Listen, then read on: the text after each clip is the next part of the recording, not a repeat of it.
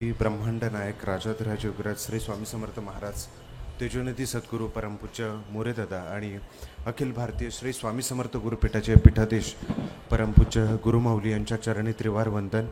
सन्माननीय व्यासपीठावरील सर्वच सन्माननीय मान्यवर, त्यात आज माननीय श्री निकम साहेब, उपसंचालक व्यवसाय शिक्षण व प्रशिक्षण संचालनालय मुंबई, त्याचबरोबर सेवा मार्गाचे प्रतिनिधी, तसेच अन्न व औषध प्रशासक कमिशनर श्री दयानंद पाटील साहेब, त्याचबरोबर निरीक्षक श्री उबाळे साहेब, निरीक्षक व्यवसाय शिक्षण व प्रशिक्षण प्रादेशिक कार्यालय संभाजीनगर, त्याचबरोबर आदरणीय नगरसेवक श्री शुभमजी धूत, त्याचबरोबर आदरणीय नगरसेवक श्री सुभाषजी सपकाळ, त्याचबरोबर आदरणीय नगरसेवक मुळूक सर त्यांचा, त्याचबरोबर डॉक्टर श्री अमित दुल्लरवार, त्याचबरोबर सन्माननीय ताई अमृताताई तांदळे, त्याचबरोबर सन्माननीय नगरसेविका श्री भारतीताई क्षीरसागर, त्याचबरोबर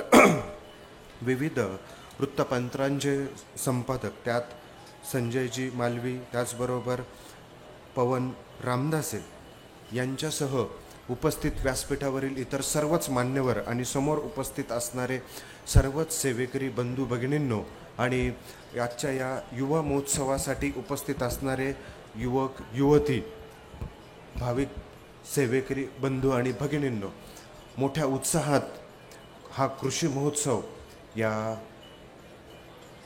मराठवाडा, ज्याला संतांची नगरी असं म्हटलं जातं, त्या संतांच्या नगरीतील या बीड जिल्ह्यात हा साजरा होत आहेत.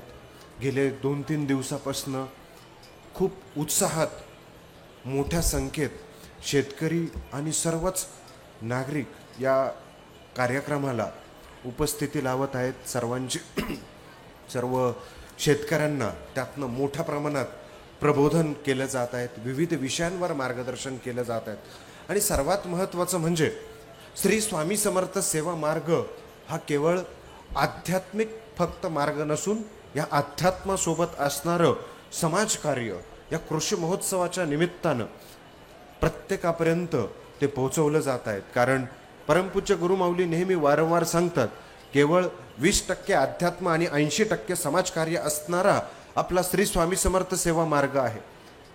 20% अध्यात्म म्हणजे सेवा केंद्रातील सर्व सेवा, उत्सव, उपक्रम, आपण जे काही पारायण आणि स्वतःच्या काही जेवढ्या सेवा करतो, केंद्रातील उपक्रम करतो, त्याला आपण फक्त 20% गृहीत धरतो. उर्वरित उपक्रमांमध्ये मग त्यात बालसंस्कार, कृषी, आरोग्य, आयुर्वेद यासारखे जे काही अभियान लोकांच्या हितासाठी केंद्राच्या बाहेर पडून जे राबवले जातात, ग्राम आणि नागरी विकास अभियानाचे, ते खरं 80% समाजकार्य प्रत्येक श्री स्वामी समर्थ सेवा केंद्रांच्या माध्यमातून राबवलं जात आहेत आणि ते प्रत्यक्ष दाखवण्याचे, त्याचे प्रेझेंटेशन करण्याची संधी कृषी महोत्सवाच्या निमित्तानं ती करण्यात येत आहेत आणि बहुसंख्य भाविकांना खऱ्या अर्थानं हा श्री स्वामी समर्थ सेवा मार्ग, त्याची व्यापकता, त्याचे उद्देश, दृष्टिकोन या महोत्सवाच्या निमित्तानं ते पोहोचवलं जात आहे, ते त्यांच्यापर्यंत ते समजलं जात आहे.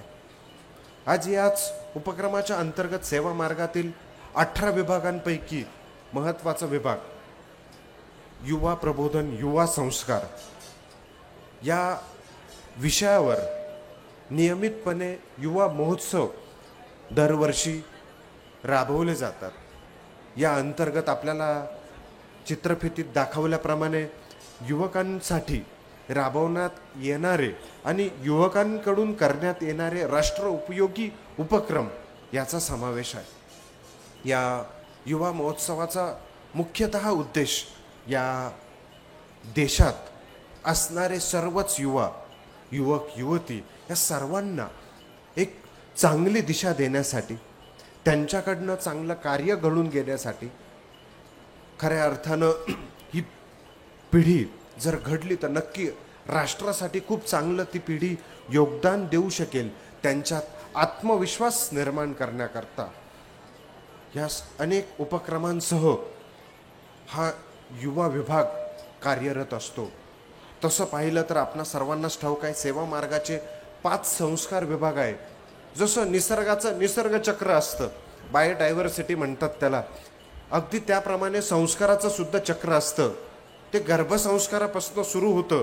गर्भसंस्कार, त्यानंतर शिशुसंस्कार, वयवर्ष 0 ते 3, 3 ते 6 असं शिशुसंस्कारचे 2 टप्पे. त्यामध्ये या शिशूंवर, नवजात बालकांवर चांगल्या पद्धतीनं संस्कार, त्यांची शारीरिक, मानसिक, भावनिक डेव्हलपमेंटसाठी करावयाच्या वेगवेगळ्या कृती त्यातनं त्या शिकवल्या जातात शिशुसंस्कारमध्ये. आणि त्यानंतर सुरू होतो बालसंस्कार विभाग. बालसंस्कारमध्ये सर्व सेवेकरांना ठाऊक आहे, प्रत्येक सेवा केंद्रामध्ये बालसंस्कार वर्ग चालवले जातात. त्या संस्कार वर्गातनं त्या मुलांना वेगवेगळ्या प्रकारचं मार्गदर्शन, प्रशिक्षण देण्यात येतं. त्याचबरोबर पालकत्व, पालकांसाठी मार्गदर्शन या बालसंस्कारासमवेत जोडलं जातं. पालकत्व कसं करायचं, मुख्य पालकांची सुद्धा काय जबाबदारी असते याचं मार्गदर्शन या निमित्तानं करण्यात येतं. त्याचबरोबर पुढच्या टप्प्यामध्ये युवा प्रबोधन विभाग येतो. हा युवा प्रबोधन विभाग तसं वयवर्ष 15 पासून पुढे सुरुवात होते आणि त्यानंतर त्याचा पुढचा संस्काराचा 5वा टप्पा तो म्हणजे विवाह संस्कार. असं संस्काराचं चक्र या सेवा मार्गातनं समाजातील प्रत्येक घटकासाठी यातनं अगदी व्यवस्थितरित्या मार्गदर्शन करण्यात येतं. या सेवा मार्गाचे संस्थापक सद्गुरू परमपूज्य मोरेदादा यांनी सुद्धा या सर्वच उपक्रमांसाठी, विभागांसाठी अतिशय नियोजन आणि व्यवस्थितरित्या सुटसुटीत असं मार्गदर्शन केलं होतं, जेणेकरून प्रत्येक अवस्थेमध्ये योग्य ते त्यांना मार्गदर्शन केलं जावं यासाठी.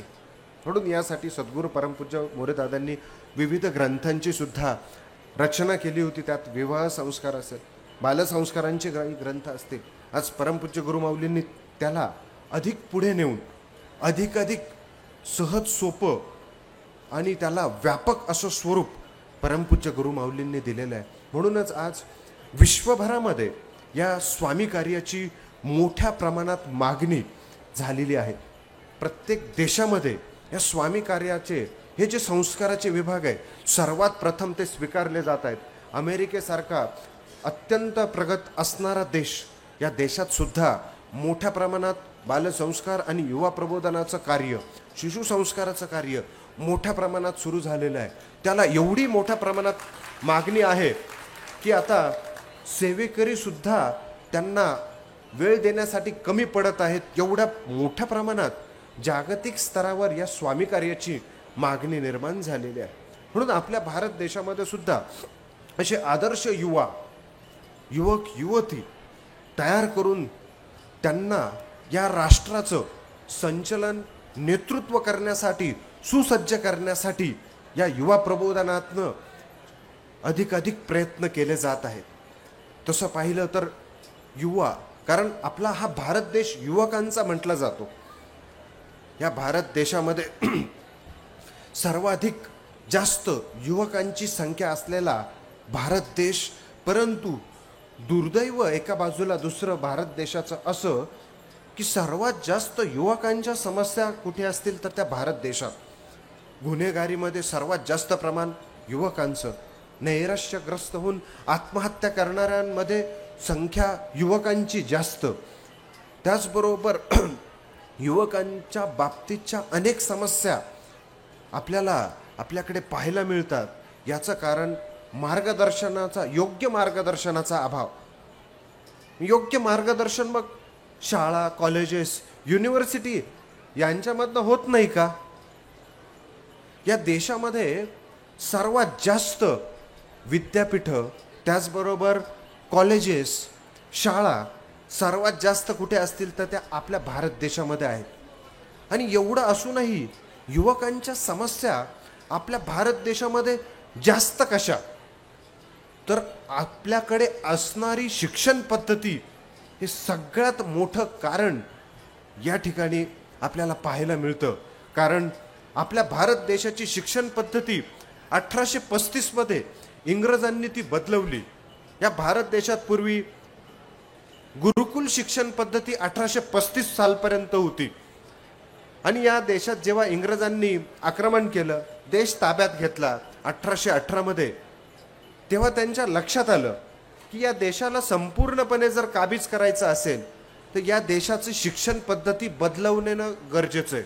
म्हणून त्यांनी सर्वात आधी आघात केला आपल्या शिक्षण पद्धतीला आणि 1835 मध्ये इंग्लिश एज्युकेशन ॲक्ट हा प्रस्तावित करण्यात आला. लॉर्ड मॅकेले यांनी इंग्लिश एज्युकेशन पद्धती आणली आणि त्यानुसार त्यांना या देशातनं मोठ्या प्रमाणात नोकर चाकर कारकून घडवायचे होते, जे खाली मान घालून खूप जास्त वेळ काम करतील अशी पिढी त्यांना निर्माण करायची होती. म्हणून इंग्लिश एज्युकेशन ॲक्ट अनुसार खूप रटाळ आणि खूप लेंदी असा अभ्यासक्रमाची निर्मिती करण्यात आली आणि लोकांचा कल हा नोकरीकडे हळूहळू वाढू लागला. नोकर या शब्दापासनं नोकरी हा शब्द निर्माण झालेला आहे, हे लक्षात घ्यायला पाहिजे आजच्या युवकांनी, की नोकर बनायचं की मालक बनायचं. मालक म्हणजे उद्योजक. कृषीमध्ये काम करत असताना शेतकरी हा तर राजा असतो, तर आपण ते राजा बनायचं, मालक बनायचं की नोकर बनायचं हे फार महत्त्वाचं आहे. म्हणून आपल्या सेवा मार्गामध्ये हे कृषी अभियान घेत असताना गुरुमाऊली सांगतात की उत्तम शेती, मध्यम व्यापार आणि कनिष्ठ नोकरी हा क्रम जो गुरुमाऊली वारंवार सांगतो तो याच करता. परंतु तो दुर्दैवानं आपल्या या शिक्षण पद्धतीनं अक्षरशः तो बदलवून टाकलेला आहे. म्हणून हे लक्षात घेत असताना स्वातंत्र्यानंतरही अनेक वर्ष त्याच शिक्षण पद्धतीत बदल करून पॅटर्न तोच, फक्त त्यातलं सिलेबस फक्त चेंज होत गेला. त्यामुळे या देशात नोकरीमध्ये फार मोठ्या प्रमाणात सॅच्युरेशन किंवा त्यामध्ये खूप मोठी मागणी येऊन नोकरीची कमी या देशात निर्माण होऊ लागली. कमी उद्योग व्यवसाय, शेतीची पिछेहाट, त्याला सगळ्यात मोठं कारण शिक्षणच. कारण आपल्या भारतीय शिक्षणक्रमात 1ली ते 10वी मध्ये कुठेही कृषी हा विषय समाविष्ट केलेला नाही. म्हणून परमपूज्य गुरु माऊली सांगतात, या देशातली जर कृषी वाचवायची असेल, शेती वाचवायची असेल तर शिक्षण क्रमात 1ली पासून 10वी पर्यंत शेतीचा विषय हा समाविष्ट झाला पाहिजे. मात्र आपल्या शिक्षण पद्धतीमध्ये अनेक अनावश्यक विषय वारंवार रटाळपणे शिकवले जातात आणि ते अशा पद्धतीत शिकवले जातात. त्यात गणितात अनेक अनावश्यक गोष्टी आपल्यामध्ये घालून दिलेल्या आहे, ज्या शिक्षण पूर्ण केल्यानंतर ते गणित कधीही कामात येत नाही. एखाद्याला उद्योजक व्हायचं असेल, एखाद्याला व्यावसायिक व्हायचं असेल तर ते गणित त्यांचं कधी कामात येत नाही. BA किंवा तत्सम काही कोर्स केल्यानंतर तर एखादा व्यवसाय टाकायचा असेल तर त्यांची अवस्था फार अवघड होऊन जाते. त्यांना पुन्हा काहीतरी कोर्सेस करायला लागतात, पुन्हा कोणाच्या तरी हाताखाली काम करायला लागतं. मग त्या व्यवसायाचं प्रशिक्षण घेऊन मग एखादा कुठेतरी उद्योग व्यवसाय टाकायला लागतो. अशा पद्धतीत आपल्या शिक्षणक्रमाची वाटचाल आहे की ते शिक्षण घेऊन सुद्धा एखादा उद्योग व्यवसाय लगेच टाकता येत नाही. इंजिनिअरिंगचं शिक्षण घेऊन सुद्धा एखादा व्यवसाय टाकायला फार मोठी समस्या विद्यार्थ्यांपुढे निर्माण होत असते. हे लक्षात घेतलं पाहिजे. या शिक्षण पद्धतीचा फार मोठा हा ड्रॉबॅक आहे. म्हणून युवकांना श्री स्वामी समर्थ सेवा मार्गाच्या या युवा विभागातर्फे योग्य ते वेगवेगळ्या व्यवसायांचं प्रशिक्षण, शेतीवरील आधारित 55 लघु उद्योग आणि त्याचं प्रशिक्षण देण्यात येतं, जेणेकरून हे युवा खूप दीर्घकाळ शिक्षण घेत बसतात, वेगवेगळे कोर्सेस करतात आणि नंतर मात्र खूप नोकरी शोधत नैराश्यग्रस्त होऊन बसतात. आणि मग नैराश्यग्रस्त झाले की नंतर मग कमीत कमी वेळात जास्त पैसा कसा कमवायचा या नादानं अनेक जण चुकीच्या मार्गाला जाऊ शकतात, जातायत. आणि म्हणून आपल्या देशामध्ये नैराश्यग्रस्त होऊन आत्महत्या होण्याचं प्रमाण असेल. त्याचबरोबर एखाद्या विद्यार्थ्यांचं गुन्हेगारी क्षेत्राकडची वाटचाल असेल तर ती याच गोष्टीमुळे होत असते. कारण खूप प्रयत्न करूनही नोकरी किंवा व्यवसायात यश मिळवता येत नाही. तो त्यांचा दोष नाही, तो दोष आहे केवळ शिक्षण पद्धतीचा, शिक्षण क्रमाचा. म्हणून युवकांनी योग्य ते कोर्सेस निवडून वेळीच वेगवेगळ्या उद्योगांचं जर प्रशिक्षण घेतलं तर त्यातनं नक्कीच त्यांची दिशा चांगल्या दिशेला जाऊ शकते. कारण खूप मोठमोठे शिक्षण घेत बसले, वय वर्ष 25-30 पर्यंत आता शिक्षण वेगवेगळे कोर्स तयार झालेले आहे. आणि ते कोर्स करता करता वय 30 पर्यंत होत जाणं म्हणजे संपूर्ण महत्त्वाचा युवा अवस्थेचा टप्पा हा केवळ त्या पुस्तकांमध्ये अटकून राहणं, त्या कोर्सेसमध्ये अटकून राहणं यामध्ये वाया चाललेलं आहे. आणि हे फार मोठं दुर्दैव देशासाठी आहे, कारण या देशामध्ये या शिक्षण पद्धतीनंतर फार मोठे समाजसुधारक, थोर व्यक्तिमत्व, राष्ट्रपुरुष का घडले नाही? स्वातंत्र्यानंतरच्या काळात ते का घडले नाही? हे फार मोठं प्रश्नचिन्ह केवळ शिक्षण पद्धतीमुळे आहे. कारण आज आपण आजच्या काळात बघतो फार मोठ्या प्रमाणात मुलं 100 पैकी 100 मार्क असेल, बोर्डात येणाऱ्या विद्यार्थ्यांची संख्या खूप मोठ्या प्रमाणात वाढलेली आहे, ते आपल्याला पाहायला मिळतं. मग बोर्डामध्ये चांगले गुण मिळवणारे विद्यार्थी नंतर पुढे ते काय करतात? या राष्ट्रासाठी काय करतात? ते पुढे विचारवंत होतात का? ते साहित्यिक होता का? ते संत विचारसरणीचे होता का? हा फार मोठा प्रश्न आहे. ते कुठल्याही प्रकारे संत, साहित्यिक किंवा विचारवंत, समाजसुधारक होताना ते विद्यार्थी का दिसत नाही? कारण ते विद्यार्थी केवळ आपल्याला चांगले मार्क्स मिळून कुठेतरी चांगली नोकरी, कुठेतरी विदेशामध्ये काही जॉब किंवा तत्सम आणखी ॲडव्हान्स कोर्ससाठी प्रयत्न करताना दिसतात. आणि ते त्यांचं त्या आयुष्यात ते एंगेज असतात. मग राष्ट्रासाठी, समाज सुधारण्यासाठी, या देशासाठी असणारी, समाजासाठी असणारी जबाबदारी हे ते पार विसरून जातात. हा दोष शिक्षण पद्धतीचा आहे. म्हणून या ठिकाणी आपल्याला ही गोष्ट समजून घेणं गरजेचं आहे की केवळ त्या शिक्षणात अटकून चालणार नाही, सोबत साईड बाय साईड अनेक उद्योग आणि व्यवसायाचं साईड बाय साईड प्रशिक्षण घेऊन योग्य वयात उद्योजक आणि व्यावसायिक व्हायचं असेल तर आपल्याला लवकर त्यातनं बाहेर पडणं गरजेचं असतं. आणि या देशाचा सुद्धा इतिहास सुद्धा तसाच आहे. या देशामध्ये जेवढे उद्योजक आजपर्यंत घडलेले आहेत त्यांचं जर शिक्षण पाहिलं तर आपल्याला खूप कमी आढळेल. मात्र त्यांनी योग्य वयात योग्य निर्णय घेऊन ते लवकर बाहेर पडले. म्हणजे वय वर्ष 12 ते 15 या वयोगटानंतर जे बाहेर पडले ते फार लवकर उद्योजक घडले.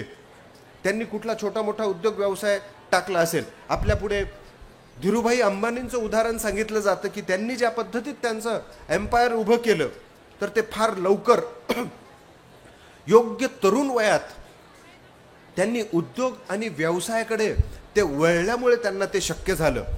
किंबहुना आणखी आपण जर मागे गेलो, या राष्ट्रामध्ये जेवढे संत आणि थोर पुरुष होऊन गेले त्यांचं जर आपण उदाहरण पाहिलं तर आपल्या लक्षात येईल. मग त्यात छत्रपती शिवाजी महाराज असतील. छत्रपती शिवाजी महाराजांनी वय वर्ष 11-12 मध्येच हिंदवी स्वराज्याचं काम सुरू केलं. समजा छत्रपती शिवरायांच्या काळात MBA सारखे कोर्सेस असते आणि त्यांनी ठरवलं असतं MBA वगैरे करून मग आपण हे स्वराज्य स्थापन करू, कदाचित आपल्याला स्वराज्य कधीच मिळालं नसतं त्या शिक्षण पद्धतीमुळे. हे वास्तव, दाहक वास्तव या शिक्षण पद्धतीचं आजचं आहे. छत्रपती शिवाजी महाराजांनी सुद्धा गुरुकुल पद्धतीतच अवघ्या 5 वर्षात त्यांनी त्यांचं शिक्षण पूर्ण केलं. काही वर्ष ते बंगळुरूला सुद्धा छत्रपती शिवाजी महाराजांनी वेगवेगळ्या विषयांचं प्रशिक्षण घेतल्याच्या इतिहासामध्ये नोंदी आहे. अवघ्या 5 वर्षाच्या शिक्षणक्रमात त्यांनी काय काय शिकलं असेल? 14 विद्या 64 कला, त्याचबरोबर 5 भाषांचं 5 ते 7 भाषांचं ज्ञान छत्रपती शिवरायांना होतं. आणि अवघ्या कुमार वयात म्हणजे अगदी तरुण वयात छत्रपती शिवरायांनी हे हिंदवी स्वराज्य स्थापन करून दाखवलं. कारण ते वय असतं धडाडीचं, उमेदीचं, आणि त्या काळात त्यांनी या राष्ट्रासाठी कार्य करून दाखवलं. मात्र दुर्दैव आज असं की आजचा युवक या धडाडीच्या आणि उमेदीच्या काळात वेगवेगळे कोर्सेस, वेगवेगळ्या शिक्षणांमध्ये आपण अटकून ठेवलेलं आहे. त्यामुळे पुन्हा पुन्हा छत्रपती शिवरायांसारखं व्यक्तिमत्व आपल्याला लाभत का नाही, हा त्यामागचा एक फार मोठा प्रश्न आहे. म्हणून सगळे संत असतील त्यांनी अगदी लहान वयापासूनच हे राष्ट्र घडवण्यासाठी, या राष्ट्रासाठी योगदान द्यायला सुरू केलं. मग युवकांचे आदर्श असणारे स्वामी विवेकानंद युवा अवस्थेत त्यांनी कार्य केलं. युवा अवस्थेत अख्ख्या विश्वभर त्यांनी फार मोठं भारतीय तत्वज्ञान या जगाला समजून सांगितलं. अध्यात्माची नवी परिभाषा त्यांनी जगाला सांगितली. आपली भारतीय तत्वज्ञान, भारतीय अध्यात्म आगळ्या वेगळ्या पद्धतीत त्यांनी समजून सांगितलं. ते केवळ युवा अवस्थेतच. त्यानंतर छत्रपती संभाजीराजे असतील, या संभाजीराजांनी सुद्धा अफाट जे पराक्रम केले, अफाट लढाया केल्या, अफाट त्यांनी जे हिंदवी स्वराज्य ज्या पद्धतीत वाढवलं, ते केवळ युवा अवस्थेत. जेव्हा त्यांचं महानिर्वाण झालं तेव्हा वय वर्ष अवघं 32च त्यांचं होतं. आणि आज 32 वर्षाचा तरुण वेगवेगळ्या प्रकारे शिक्षण घेत नोकरीत शोधत असतो. हे आपला या शिक्षण पद्धतीचं सगळ्यात मोठं दुर्दैव हे आपल्याला लक्षात घेतलं पाहिजे. म्हणून आपल्याला या ठिकाणी या युवकांना योग्य ती दिशा, योग्य ते मार्गदर्शन, केवळ कॉलेजेस, चांगल्या चांगल्या इन्स्टिट्यूट, विद्यापीठं यांच्यावर अवलंबून चालणार नाही, यांच्यावर विसंबून चालणार नाही. एखाद्या वेळेस ते चांगले इन्स्टिट्यूट, कॉलेज एखादा चांगला जॉब चांगला मिळवून देतील, परंतु त्यामध्ये इतकी कॉम्पिटिशन आहे, इतकी स्पर्धा आहे की सगळेजण एकाच दिशेला जाताना आपल्याला पाहायला मिळतात. अनेक इन्स्टिट्यूट आपल्याला बघायला मिळतात की ते JEE किंवा नीट या परीक्षेसाठी फार मोठ्या प्रमाणात वेगवेगळ्या प्रकारे आपल्याला आजूबाजूला कोचिंग क्लासेस पाहायला मिळतात. ते कोचिंग क्लासेसची फी कॉलेजेस किंवा त्यांच्यापेक्षा इतकी अफाट असते, ती एक फार मोठी इंडस्ट्री होऊन बसलेली आहे. आणि मोठ्या लाखोच्या संख्येत विद्यार्थी त्या क्लासेसमध्ये आपल्याला काही जिल्ह्यांमध्ये आपल्याला पाहायला मिळतं की लाखोच्या संख्येत तिथे विद्यार्थी येतात, ते प्रशिक्षण घेतात आणि ते नीटसाठी वर्षानुवर्ष रिपीट करतात. या वर्षी नाही झालं, पुढच्या वर्षी परत ट्राय करा. 4-4, 5-5 वेळा नीटच्या परीक्षा हे युवक ट्राय करत बसतात. मात्र त्या आपला मौल्यवान समय ते ट्राय करण्यातच घालवतात. आपण एखाद्या वेळेस ट्राय केल्यानंतर ती परीक्षा ठीक आहे, परंतु उर्वरित आपल्याला त्यात जर यश मिळालं नाही तर इतर उद्योग आणि व्यवसायांकडे सुद्धा वळणं युवकांनी क्रमप्राप्त आहे हे लक्षात घेणं गरजेचं आहे. म्हणून हे लक्षात आणून देण्यासाठी मोठ्या प्रमाणात सेवा मार्गाच्या युवा प्रबोधनाच्या माध्यमातून कार्य सुरू करण्यात आलेलं आहे. या युवा प्रबोधनामध्ये युवकांना त्यांच्या करिअरची योग्य दिशा, यासोबत त्याचबरोबर कुठल्या प्रकारे करिअर निवडायचं, उद्योग व्यावसायिक बनवण्यासाठी त्यांना वेगवेगळ्या प्रकारचं प्रशिक्षण युवा वर्गाच्या माध्यमातून त्यांना देण्यात येत आहेत. त्यांना संघटित करून त्यांच्याकडनं या राष्ट्रासाठी महत्त्वाचे उपक्रम, मग आपलं या राष्ट्रासाठी काय देणं आपण लागतो, मग या राष्ट्राच्या सेवेसाठी आपल्याला काय काय करता येईल, त्यासाठी मार्गदर्शन केलं जातं. त्याचबरोबर खरं म्हणजे युवकांना एक खूप धडाडी असते आणि खूप एक त्यांच्यात उत्साह असतो. जेव्हा कुठेही गावावर संकट येतं, त्या गावात नेहमी युवा पुढे होत असतात. युवा मोठ्या प्रमाणात पुढे येऊन त्या गावासाठी आधी त्यांची फळी पुढे येत असते त्या गावावरचं संकट टाळण्यासाठी. मग ते वादळ वारे, पाऊस, पूर किंवा अन्य आग लागणे असेल, भूकंप असेल, जेव्हा हे प्रसंग घडतात तेव्हा सगळ्यात आधी युवा पुढे येत असतात. मग या युवकांना जर योग्य प्रशिक्षण दिलं तर हे आणखी चांगल्या पद्धतीत कार्य करू शकतील. त्यांना त्यातनं प्रेरणा दिली, वेळोवेळी त्याचं प्रशिक्षण दिलं. म्हणून यासाठी सेवा मार्गाच्या माध्यमातून अनेक वेळा युवकांसाठी डिझास्टर मॅनेजमेंट म्हणजे आपत्कालीन परिस्थितीवर मात करण्यासाठी असणारं प्रशिक्षण, मग त्यात नदीवर पूर आले असेल, अतिवृष्टी असेल, दुष्काळ असेल, आग लागणे असेल, भूकंप असेल, अशा वेळी नेमकं कोणतं तंत्र वापरायचं आणि कशा पद्धतीत आपण लोकांना सहकार्य करायचं याचं विशेष प्रशिक्षण युवकांना सेवा मार्गाच्या वतीने देण्यात येतं. गेल्या वर्षी 12 जानेवारीला, दरवर्षी आपण सेवा मार्गाच्या वतीने 12 जानेवारी स्वामी विवेकानंदांची जयंती ही आपण युवा महोत्सव म्हणून दरवर्षी साजरी करत असतो. गेल्या वर्षी श्री क्षेत्र नृसिंहवाडी, श्री दत्तधाम सेवा मार्गाचं गुरुपीठ, त्या ठिकाणी मोठ्या संख्येत युवकांना वेगवेगळ्या प्रकारचं प्रशिक्षण देण्यात आलं होतं. त्या ठिकाणी जवळपास 450 युवा अशा पद्धतीचे प्रशिक्षित करण्यात आलेले आहे की ज्यांनी गेल्या काही वर्षांपूर्वी चिपळूणचा पूर असेल पश्चिम महाराष्ट्राची पूर परिस्थिती असेल, त्या ठिकाणी मोठ्या प्रमाणात मदत आणि सहकार्य त्या प्रशिक्षित युवकांनी त्या ठिकाणी केलेलं होतं. मग त्यांच्या मदतीने महाराष्ट्रातील अन्य जिल्ह्यांमध्ये सुद्धा अशा टीम तयार करण्यात येत आहेत, ज्या आपत्कालीन वेळी त्या ठिकाणी त्या गावाला, त्या जिल्ह्याला, त्या ठिकाणी त्या जिल्ह्याला ते चांगल्या प्रकारे मदत करू शकतील असं प्रशिक्षण सुद्धा. मग वाडी येथे जे प्रशिक्षण झालं, त्या प्रशिक्षणामध्ये अगदी सर्प कसा पकडायचा, त्या वेगवेगळ्या प्रकारच्या सर्पांची माहिती. बऱ्याच वेळा आपल्या आजूबाजूला सर्प निघत असतात, मग त्या सर्पांना न मारता कशा पद्धतीत पकडून त्यांना जंगलात सोडून येणं, बाहेर सोडून येणं, आणि विषारी सर्प कुठला, बिनविषारी कुठला, तो चावल्यानंतर काय करायचं, त्या सगळ्या कृती, त्यांचे सगळे प्रकार हे असतील. त्याचबरोबर वेगवेगळ्या प्रकारचं अन्य प्रशिक्षण, कोणी अपघातग्रस्त असेल, दुखापतग्रस्त असेल तर त्यांची मदत कशी करायची, तर फर्स्ट एड सर्व्हिस सगळं, म्हणजे आपण प्रथमोपचार कुठल्याही आपत्कालीन स्थितीवर कशा पद्धतीत करायचं, याचं सर्व प्रशिक्षण आणि माहिती ही त्या प्रशिक्षणामध्ये युवकांना दिली जाते. त्याचबरोबर युवकांच्या दुसऱ्या टप्प्यामध्ये युवकांना आज आहाराचं प्रशिक्षण दिलं जातं. आहार विहार या गोष्टींवर मार्गदर्शन केलं जातं, कारण आहार विहार हा फार महत्त्वाचा भाग युवकांसाठी आहे.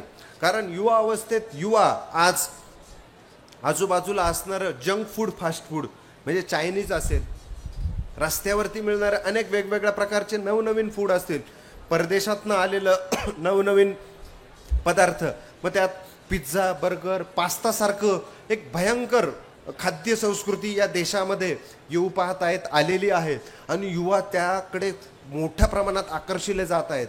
आपल्याला सगळ्यांना ठाऊक आहे चायनीज सारख्या वस्तूंमध्ये काय काय इन्ग्रेडियंट असतात. त्यामध्ये असणारं मोठ्या प्रमाणात सोडियमचं प्रमाण असेल, मोठ्या प्रमाणात त्या ठिकाणी त्यामध्ये प्रिझर्वेटिव्ह असतात जे शरीराला अपायकारक असतात, त्याच्यात ट्रान्स फॅट असतात, त्यामध्ये आणखी इतक्या अपायकारक गोष्टी असतात की आपल्याला खूप लवकर ते वृद्धावस्था किंवा वेगवेगळ्या आजारांना ते निमंत्रण देऊ शकतात. म्हणून यासाठी नेमका आहार कसा घ्यावा, आणि बऱ्याच वेळा युवकांचा मोह, त्यांना ते आवरलं जातं, आणि बऱ्याच वेळा शरीर युवा असल्यामुळे त्या शरीरावर त्या आहाराचा कधी कधी लवकर परिणाम होत नाही. मात्र नंतर आपल्याला पाहायला मिळतं की थोडं काही वय झालं युवकांचं, 30 नंतर अनेक युवकांना मोठमोठे आजार पाहायला मिळतात. काहींना ब्लड शुगरचे आजार, काहींना ब्लड प्रेशरचे आजार आपल्याला पाहायला मिळत आहेत, वेगवेगळे किडनीचे आजार, हार्ट फेल होण्याचं प्रमाण 30पासूनच सुरू झालेलं आहे. हे फार मोठ्या प्रमाणात का घडतं आहेत, चुकीची आहार पद्धती.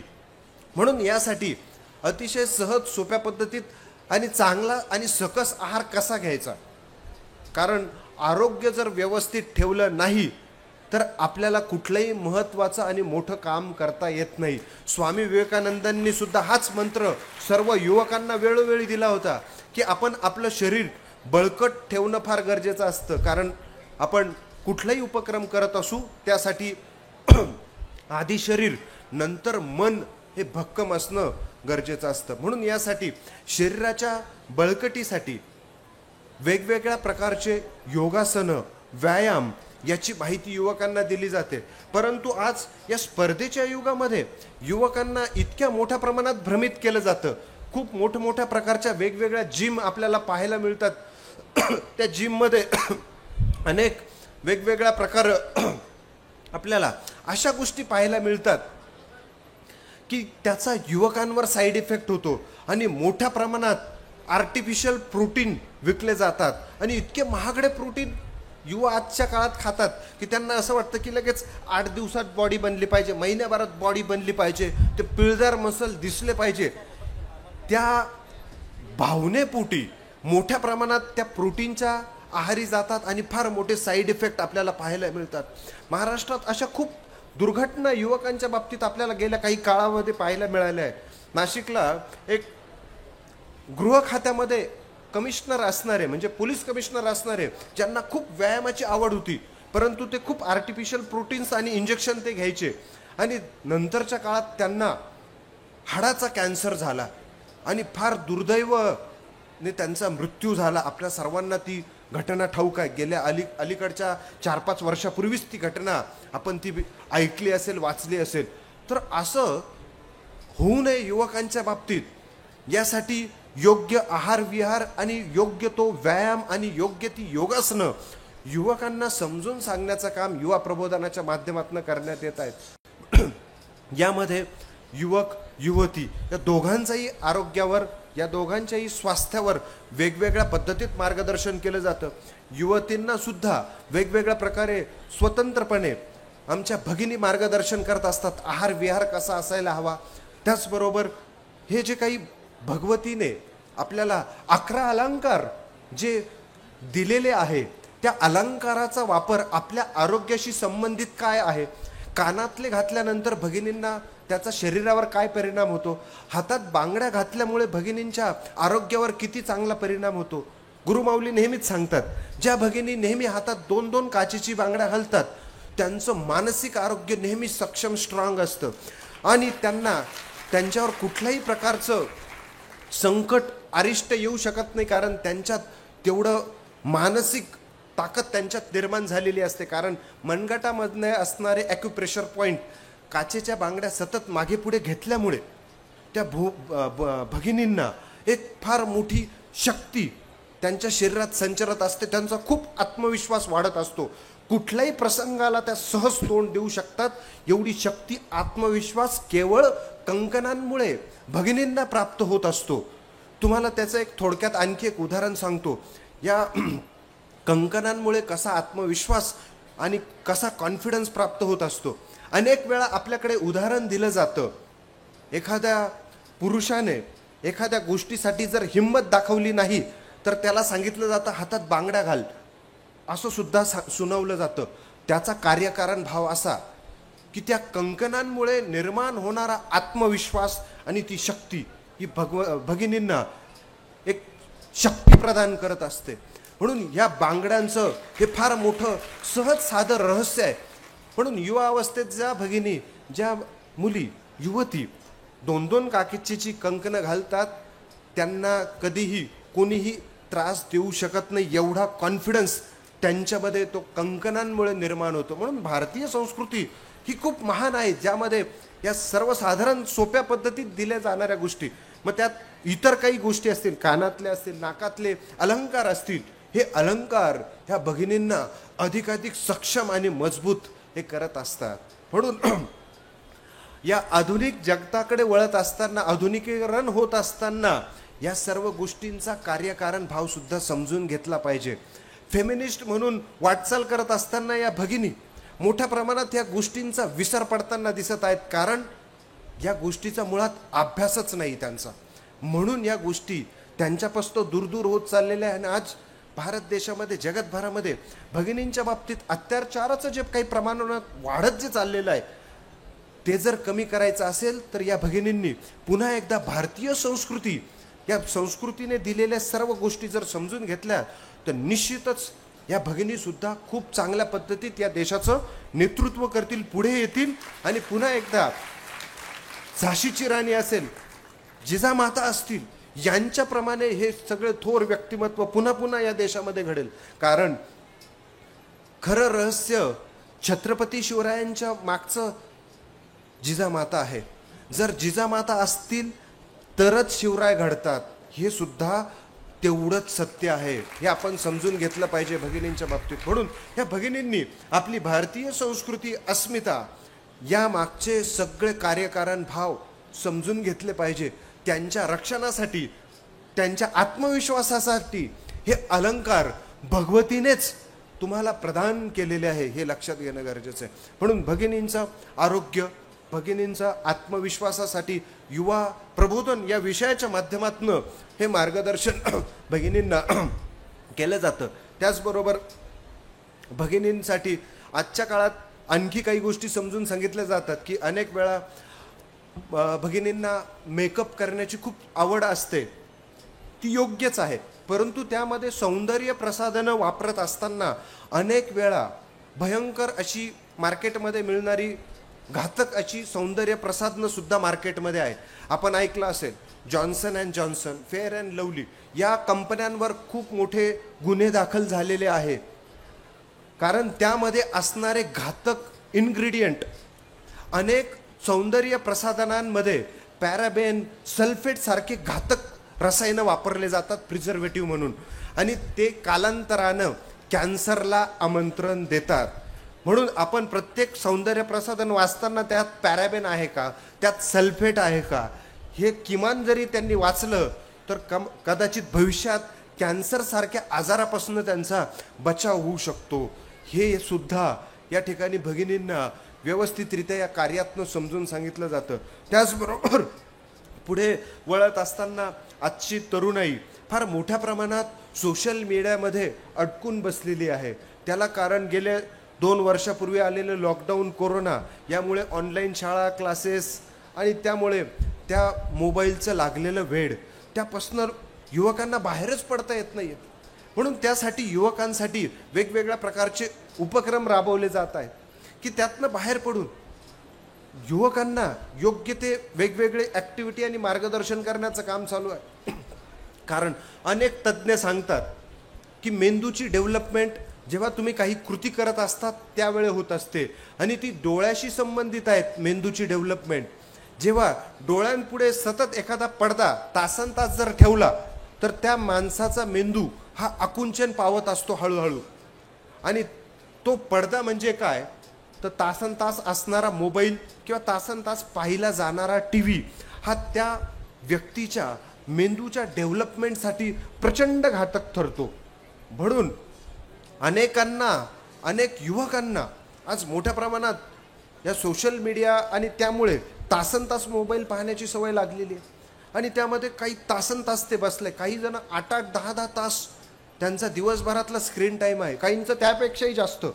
त्यामुळे आता फार मोठ्या प्रमाणात युवकांचे मेंदूचे आजार, मग त्या आजारांचे पहिले लक्षणं फार मोठ्या प्रमाणात चिडचिड करणं, असंयम म्हणजे फार लवकर डिस्टर्ब होणं, लवकर नाराज होणं, कुणी काही बोललं तर ते पटकन लागणं, ह्याचं एक सगळ्यात मोठं ते लक्षण आहे. मग आज मुलांमध्ये धैर्य शिल्लक राहिलं नाही. थोडं अपयश आलं की फार टोकाची भूमिका घेणं. मग आत्महत्येचं प्रमाण का वाढलेलं आहे? कारण मेंदूवर नियंत्रण नाही, संयम नाही. कारण त्या मेंदूची डेव्हलपमेंट आपण त्या मोबाईलमुळे थांबवलेली आहे. म्हणून त्यासाठी वेगवेगळ्या उपक्रमांमध्ये सतत सहभागी राहणं हे फार महत्त्वाचं आहे. म्हणून यासाठी मोठ्या प्रमाणात युवकांनी जागरूक होणं गरजेचं आहे. कारण आज आपल्याकडे सांगितलं जातं मोठ्या प्रमाणात उद्योग आणि व्यवसाय हे फार डिस्टर्ब झालेले आहेत किंवा अपयशी, किंवा उद्योग व्यवसाय यशस्वी का होत नाही. अनेक मुलं सुरुवातीला उद्योग आणि व्यवसाय टाकतात, 4 ते 5 वर्षामध्ये साधारणतः ते परत माघारी येऊन परत कुठेतरी जॉब शोधायला जातात. कारण त्या व्यवसायासाठी लागणारं धैर्य, पेशन्स, संयम हा त्यांचा तेवढा नसतो. मग त्यामध्ये अपयश आल्यानंतर नेमकं काय करायचं त्याचं मार्गदर्शन त्यांना नसतं, किंवा तेवढी शक्ती त्यांच्यात नसते की ते अपयश कसं आपण पचवायचं. त्यामध्ये घेण्यात येणारे टोकाचे निर्णय असतील. मग हे सर्व गोष्टी त्या विद्यार्थ्यांच्या मानसिक दृष्टिकोनातनं फार महत्त्वाच्या असतात. त्यातनं त्यांना मार्गदर्शन होणं गरजेचं आहे. म्हणून उद्योग व्यवसाय व्यवस्थित यशस्वी करायचा असेल तर त्याला अध्यात्माची सुद्धा जोड गरजेची असते. कारण ते अध्यात्म काय करतं, तुम्हाला मानसिक सक्षम ठेवतं, मानसिक सुदृढ ठेवतं. म्हणून मोठ्या प्रमाणात युवकांना ध्यानधारणेची गरज आहे. जसं योगासनं आणि व्यायामाची शरीराला बळकटीसाठी गरज आहेत, शरीराची बळकटी वाढण्यासाठी त्याची गरज आहे. तसेच मेंदू जर बळकट करायचा असेल तर त्याला उपाय केवळ अध्यात्मच आहेत. त्याला मेंदूची जिम सुद्धा असं म्हटलं जातं. ब्रेनची जिम म्हणजे अध्यात्म आणि ध्यानधारणा. म्हणून विद्यार्थ्यांनी कमीत कमी 10 मिनिट तरी ध्यान लावून डोळे झाकून बसलं पाहिजे. आणि त्या ध्यानामध्ये जर आपण श्री स्वामी समर्थ हा मंत्र ध्यानात जर म्हटला तर नक्कीच तुम्हाला 10 दिवसाच्या आत त्याची प्रचिती येईल आणि तुमच्या शरीरावर नियंत्रण येण्यास चालू होईल. कारण आज आपल्यापुढे तोच प्रश्न आहे की आपलंच आपल्या शरीरावर आणि मनावरच नियंत्रण नाही. कुठेही आपण कुठल्याही पद्धतीत कसंही वाहून जात आहेत, कुठल्याही विचारधारेत वाहून जात आहेत, खरं खोटं आपल्याला कळत नाही. पाश्चात्य संस्कृतीचं असं मोठं आक्रमण झालेलं आहे की युवकांना लक्षात येत नाही ते खरं की आपलं खरं, की आपली संस्कृती खरी की खोटी, काय असे वैचारिक गोंधळाच्या अवस्थेत आजचे युवक येऊन बसलेले आहेत. यातनं आपल्याला युवकांना बाहेर काढायचं असेल तर ध्यानधारणा हा फार सोपा, सरळ, साधा मार्ग आहे. आणि ध्यानधारणा आणि अध्यात्म म्हणून आपण ध्यानधारणेपासून जर आपण सुरुवात केली तर निश्चितच युवकांसाठी खूप बळकटी देणारं ठरेल. ते कुठलाही उद्योग आणि व्यवसायाकडे जेव्हा ते वळतील तेव्हा निश्चितच त्यांना त्यात खूप चांगली प्रेरणा आणि त्याच्यात खूप चांगली त्यातनं मानसिक संतुलन राहून ते खूप चांगली त्यात प्रगती करू शकतील. म्हणून यासाठी अनेक थोर पुरुषांनी सुद्धा म्हणून ठेवलेलं आहे की कार्य आहे चळवळीचे, जो जो करील तयाचे परी अधिष्ठान असावे अध्यात्माचे किंवा भगवंताचे. आपण कुठली चळवळ, कुठलंही अभियान, कुठलंही कार्य, कुठलाही उद्योग, कुठलाही व्यवसाय जरी आपण करत असलो, परंतु त्यासाठी भगवंताचं अधिष्ठान म्हणजे अध्यात्माशी जवळीक ही त्यासाठी तितकीच महत्त्वाची असते. म्हणून युवकांनी ही गोष्ट लक्षात घेणं गरजेचं आहे. अवास्तव आणि जास्तीत जास्त वेळ जे मोबाईल आणि सोशल मीडियावर जो आपला वेळ चाललेला आहे त्या वेळाला आपण विराम देत योग्य त्याचा विनियोग करणं गरजेचं आहे. कारण हा टाईम निघून चाललेला आहे, इतका फटाफट टाईम निघून चाललेला आहे. आत्ताच जर आपण युवकांना विचारलं 2020 ते 22 पर्यंत हा जो 3 वर्षा कालावधी इतका फास्ट निघून गेलेला आहे युवकांचा. कारण बहुतांशी वेळ त्यांचा त्या सोशल मीडियात गेल्यामुळे वर्षभरात काय केलं किंवा त्या 3 वर्षात काय झालं हे सुद्धा युवकांना आठवत नाही किंवा सांगता येणार नाही अशी अवस्था आहे. कारण ते जगतायत एका आभासी दुनियेमध्ये. सोशल मीडिया म्हणजे एक आभासी दुनिया आहे, त्या आभासी दुनियेमध्ये ते जगतायत. त्यामुळे बऱ्याच वेळा प्रत्यक्षात काय गोष्टी आहेत त्यांच्या त्या लक्षातच येत नाही. म्हणून त्या ठिकाणी जागं होणं गरजेचं आहे. तो जागर करणं युवा प्रबोधनाच्या माध्यमातून कार्य सुरू करण्यात आलेलं आहे. त्याचबरोबर आजच्या पिढीला युवकांचे आदर्श हा सगळ्यात महत्त्वाचा मुद्दा आहे. की आजच्या पिढीला युवकांचे आदर्श म्हणजे चित्रपटसृष्टीतील काही कलावंत हे युवकांचे आदर्श आपल्याला पाहायला मिळतात. परंतु प्रत्यक्ष त्यांच्या पर्सनल लाईफमध्ये आपण बघतो की किती भयंकर त्यांची लाईफ आहे आणि किती उद्ध्वस्त झालेले त्या कलाकारांचं आयुष्य आहे. आत्महत्येचं प्रमाणही त्यांच्याकडे पाहायला मिळतं, व्यसनाधीनतेचं प्रमाण त्यांच्याकडे पाहायला मिळतं, त्यांच्या मुलांना आपण ड्रग्समध्ये सापडल्याचंही पाहायला मिळतं. तरी बहुसंख्य लोक त्यांना सपोर्ट करतात. हे फार मोठं आश्चर्य आहे देशाचं. कारण या देशामध्ये संतश्रेष्ठ तुकोबारायांपासनं, संत ज्ञानेश्वरांपासनं संत तुकोबारायांसारखे संत महंत या महाराष्ट्रासारख्या भूमीत घडून गेले. त्यांच्या भूमीमध्ये जर आदर्श हे असे ड्रग्स घेणाऱ्या सिने कलाकारांचे जर असतील तर यासारखं दुर्दैव आपलं नाही. म्हणून आपल्याकडे खरे रिअल हिरो जे काय असतील तर ते सगळी संत मालिका, छत्रपती शिवाजी महाराज, छत्रपती संभाजी महाराज हे खरे आपले हिरो, खरे आदर्श. हे युवकांनी ते लक्षात घेतला पाहिजे. त्यांच्या जीवनादर्शाचा वेळोवेळी अभ्यास केला गेला पाहिजे. म्हणून छत्रपती शिवराय सुद्धा एक आदर्श असं व्यक्तिमत्व युवकांसाठी या राष्ट्रामध्ये, या देशामध्ये घडून गेलं की त्यांचं मॅनेजमेंट MBA मध्ये त्यांच्यावर अभ्यास केला जातो. त्यांची स्थापत्यकलेचा अभ्यास इंजिनियर लोक करतात. त्यांचं इतर बाकीचं प्रशासन मॅनेजमेंटचा अभ्यास आणखी वेगवेगळ्या क्षेत्रामध्ये त्यांचं गणित तज्ज्ञ, त्यांची व्यूहरचना, सैन्य अभ्यास करत असतं. नौदलाची रचना सुद्धा पहिली छत्रपती शिवरायांनीच केली. परंतु त्यांनी शिक्षण काय घेतलं होतं? त्यांनी कुठलं नेव्हीचं इंजिनिअरिंग केलेलं नव्हतं, त्यांनी MBA केलेलं नव्हतं, त्यांनी कुठलं सिव्हिल इंजिनिअरिंग किंवा आर्किटेक्चरचा कोर्सेस केलेला नव्हता. तरी त्यांच्या अभ्यास आर्किटेक्ट, इंजिनियर हे सगळे तज्ज्ञ करतायत. हे खरं या भूमीचं वैशिष्ट्य, हे लक्षात घेतलं पाहिजे. संतांच्या आदर्शामुळे त्यामुळे छत्रपती शिवराय घडले. महाभारत रामायणाचे आदर्श छत्रपती शिवरायांना ते बालपणात माता जिजामातांनी ते त्यांच्यात रुजवले. म्हणून आज असं आदर्श व्यक्तिमत्व घडलं. केवळ कोर्सेस करून छत्रपती शिवरायांसारखं व्यक्तिमत्व कधीच घडत नाही. कुठलेही किती मोठा कोर्स आजच्या काळात आला ना तरी तसे व्यक्तिमत्व शिक्षणाने कधीच घडणार नाही. हे आपण लक्षात घेतलं पाहिजे, युवकांनी लक्षात घेतलं पाहिजे. कारण केवळ शिक्षण करून नोकरी करून आपण आपलं कुटुंब आपलं करिअर एवढा पुरता विचार युवकांनी कधीही करू नये. आपला राष्ट्र, आपला देश, आपला समाज याचा विचार करण्याची शक्ती युवकांनी धारण करावी. हेच या युवा प्रबोधन युवा महोत्सवाचं आपलं उद्दिष्ट सेवा मार्गाच्या वतीने आपल्या पुढे मांडण्यात येत आहेत. म्हणून या युवकांना जागृत करण्याचं काम हे युवा प्रबोधनाच्या माध्यमातून परमपूज्य गुरुमाऊलींच्या मार्गदर्शनातून सुरू आहे. त्याचबरोबर युवकांसाठी फार महत्त्वाची गोष्ट असते ती म्हणजे पालक आणि पाल्य संवाद. अनेक वेळा आपल्या पालकांबरोबर युवकांचा संवाद हा कमी होताना दिसतो. म्हणून या सेवा मार्गातनं गर्भसंस्कार आणि पालकत्व, शिशुसंस्कार आणि पालकत्व, बालसंस्कार पालकत्व, युवा प्रबोधन पालकत्व, या प्रत्येक विभागाला पालकत्व जोडलेलं आहे. कारण पालकांना आजच्या काळात समजून सांगण्याची वेळ आलेली आहे की तुम्ही कुठल्या अवस्थेत मुलांशी कसं वागायचं तुमच्या. यासाठी आपल्या भारतीय संस्कृतीमध्ये पालकत्वाचा एक सरळ सोपा श्लोक दिलेला आहे.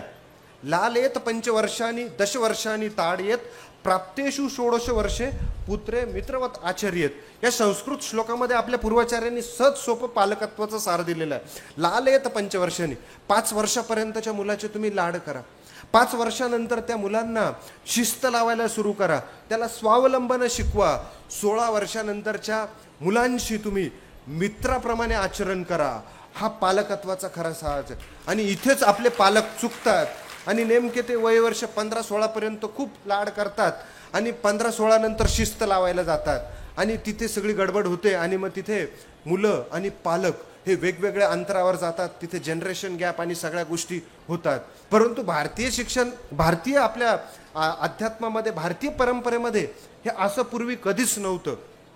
म्हणून या संतांनी पालकत्वाचा सहज सोपा सार सांगितलेला होता. म्हणून युवा अवस्था ही फार महत्त्वाची असते.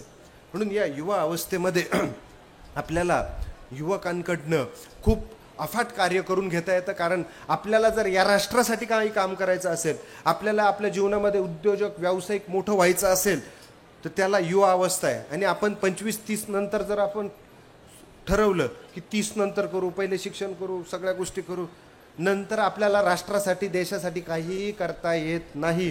कारण या राष्ट्रामध्ये युवा अवस्थेतच सर्व संत थोर पुरुष यांनी कार्य केलेलं होतं.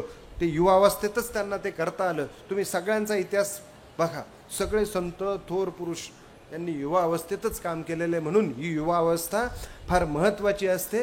म्हणून या युवा अवस्थेत अफाट काम करता येतं. अफाट तुमच्या वैयक्तिक आयुष्यासह राष्ट्रासाठी सुद्धा फार मोठं योगदान देण्यात येतं. त्यानंतरचा महत्त्वाचा मुद्दा आज 31 डिसेंबर आहे. जो 31 डिसेंबर हा इतका भयंकर पद्धतीनं साजरा करण्याची पद्धत आपल्या राष्ट्रामध्ये येऊ लागलेली आहे. आणि आता त्याचं स्वरूप इतकं भयंकर झालेलं आहे. 31 म्हणजे त्या दिवशी व्यसन करण्याचा एक अधिकारच किंवा त्याचं एक सहज सोपं माध्यमच 31 हे निमित्त झालेलं आहे. आणि मोठ्या प्रमाणात युवा या 31च्या नावाखाली व्यसनांच्या आहारी जात आहेत. हे फार मोठं दुर्दैव आहे. म्हणून दरवर्षी आपण 31 डिसेंबर सेवा मार्गातर्फे वेगवेगळ्या प्रकारे युवकांचं प्रबोधन करण्यासाठी हा 31 डिसेंबर दिला जातो.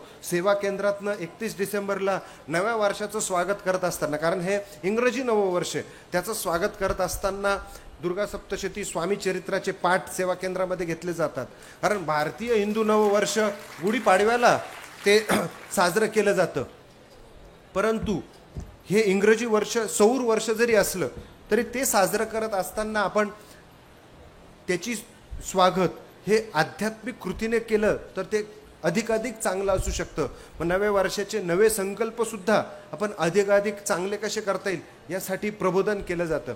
म्हणून 31 डिसेंबरला मोठ्या प्रमाणात युवकांकडनं वेगवेगळ्या प्रकारे प्रबोधन. मग सकाळी आपण सेवा मार्गाच्या वतीने युवकांच्या द्वारा प्रभात फेरी काढली जाते.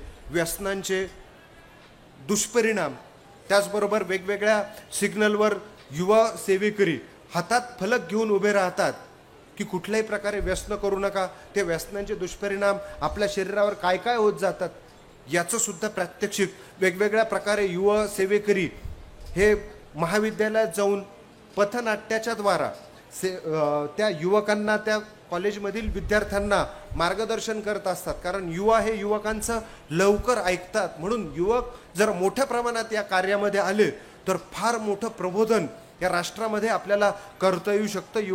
युवक जर आदर्श आपण निर्माण केले तर खूप चांगले युवक त्याचं अनुकरण करू शकतील. म्हणून यासाठी व्यसनमुक्ती अभियान दरवर्षी आपण 31 डिसेंबरला फार मोठ्या प्रमाणात ते राबवत असतो. त्यासाठी आजही मोठ्या प्रमाणात वेगवेगळ्या जिल्ह्यांमध्ये प्रभात फेरी काढण्यात आलेल्या आहे. त्या प्रभात फेरीसोबत वेगवेगळ्या पथनाट्यांचं, वेगवेगळ्या कार्यक्रमांचं आयोजन करण्यात आलेलं आहे. तर हे दरवर्षी आपण करत असतो. त्याचबरोबर त्यात बालसंस्कारचे छोटे चिमुकले विद्यार्थी पण तुम्हाला पाहायला मिळतात की ते सुद्धा ह्या उपक्रमांमध्ये मोठ्या प्रमाणात सहभागी होताना दिसतात. म्हणून सेवा मार्गाच्या वतीनं युवकांसाठी लागणाऱ्या विविध उपक्रमांवर, विषयांवर मोठ्या प्रमाणात मार्गदर्शन करण्यात येतं. मग त्यात आहार विहार असेल, व्यसनमुक्ती असेल, त्याचबरोबर वेगवेगळ्या प्रकारचे उद्योग, व्यवसाय, अशा विविध प्रकारांवर मार्गदर्शन त्या निमित्तानं करण्यात येतं. मी फार अधिक वेळ घेत नाही, कारण आणखी काही मान्यवर आज मार्गदर्शन करणारे बाकी आहेत आणि हां ठीक आहे, त्यांच्यासाठी वेळ देणं आवश्यक आहे. त्याने आपण सकाळपासून इथे बसलेला आहात. युवा प्रबोधनाच्या अंतर्गतचा आणखी एक उपक्रम सांगायचा राहिला, मी तो परत तुम्हाला सांगतो. सेवा मार्गातर्फे पांढरीची काठी ही भगिनींना दिली जाते. आता ही पांढरीची काठीबद्दल आपल्याला परमपूज्य गुरुमाऊलींच्या तोंडून आपण अनेक वेळा ऐकलं. ही पांढरीची झाड असं असतं की जे एकमात्र लाकूड असं असतं की जे पाण्यामध्ये बुडतं. बाकी सगळे लाकडं पाण्यात तरंगतात, एक मात्र हे जे लाकूड आहे ते पाण्यात बुडतं. परंतु याला एक वरदान निसर्गानं असं दिलेलं आहे की हे सोबत जर ठेवलं तर हिंस्र पशु व्यक्ती अटॅक आपल्यावर करू शकत नाही, एवढी त्या वृक्षामध्ये असणारी नैसर्गिक किमया आहे. यामध्ये कुठलाही मंत्र, तंत्र किंवा अंधश्रद्धा सारखा भाग नाही. हे सरळ सरळ प्रॅक्टिकल आहे आणि हे भगिनींकडे मोठ्या प्रमाणात दिलं जातं. आणि त्याची एक अशी काठीसुद्धा काही दिवसांपासून तयार करण्यात आलेली आहे. आणि ही एवढ्या साईजची काठी, या काठीचा उपयोग भगिनींना असा देण्यात येत आहे की आपलं स्वसंरक्षण करण्यासाठी, सेल्फ डिफेन्ससाठी या काठीच्या वापराने अगदी किती कमजोर जरी एखादी भगिनी असेल ती सुद्धा तिचं संरक्षण या काठीमुळे सहज करू शकते. म्हणजे काय तर शरीरावर विशिष्ट ठिकाणी जर याचा आघात केला तर त्या व्यक्तीचे अनेक हाडं, कमजोरात कमजोर भगिनी सुद्धा त्याची मोडू शकते. 3-4 हाडं तरी कमीत कमी मोडू शकते. असं काही तंत्र भगिनींना शिकवलं जातं. म्हणजे कवटी सुद्धा अगदी कमी फटक्यामध्ये तोडता कशी येते त्याचं एक तंत्र आहे. त्याचे काही पॉईंट्स असतात शरीरावर, त्या ठिकाणी अगदी हलका हार केला तरी त्याची कवटी सुद्धा, एखादा व्यक्ती जर आपल्यावर काही अतिप्रसंग करत असेल तर त्याची सहज कवटी किंवा काही 2-3 हाडं मोडता येऊ शकतात. याचं प्रशिक्षण भगिनींना देण्यात येतं. युवा प्रबोधन विभागाच्या माध्यमातून मोठ्या प्रमाणात भगिनींना आत्मसंरक्षण, स्वसंरक्षणाचं अगदी छोट्या छोट्या गोष्टी वापरून प्रशिक्षण देण्यात येतं. त्याचं सुद्धा आपण मार्गदर्शन, जर इथे आज आमचे युवा प्रतिनिधी म्हणजे युवा प्रबोधन घेणारे प्रतिनिधी असतील तर तुम्ही नक्की त्यांच्याकडे संपर्क करा. प्रत्येक केंद्रामध्ये हळूहळू आपण ते प्रशिक्षण भगिनींसाठी चालू करणार आहोत, जेणेकरून त्यांची मानसिकता नेहमी ही खंबीर, बळकट असू शकेल. अशा पद्धतीचं प्रशिक्षण, प्रबोधन या भगिनींना या कार्यातनं करण्यात येत आहेत. तर मी फार अधिक वेळ न घेता मी इथेच थांबतो, कारण खूप सारे विषय मार्गदर्शनाचे बाकी आहे. मान्यवरही आज या कार्यक्रमासाठी आलेले, मला वाटतं तांबे साहेब, शिंदे साहेब, गणेश शिंदे सर, जे युवकांना नेहमी चांगलं मार्गदर्शन करत असतात, ते सुद्धा आपल्यात उपस्थित झालेले आहेत. मी फार अधिक वेळ न घेता इथेच थांबतो. झालेली सर्व सेवा स्वामी महाराज आणि परमपूज्य गुरुमाऊलींच्या चरणी समर्पित करून इथेच थांबतो. श्री स्वामी समर्थ. शेतकऱ्याच्या उद्धाराला कृषी महोत्सव आला, कृषी महोत्सव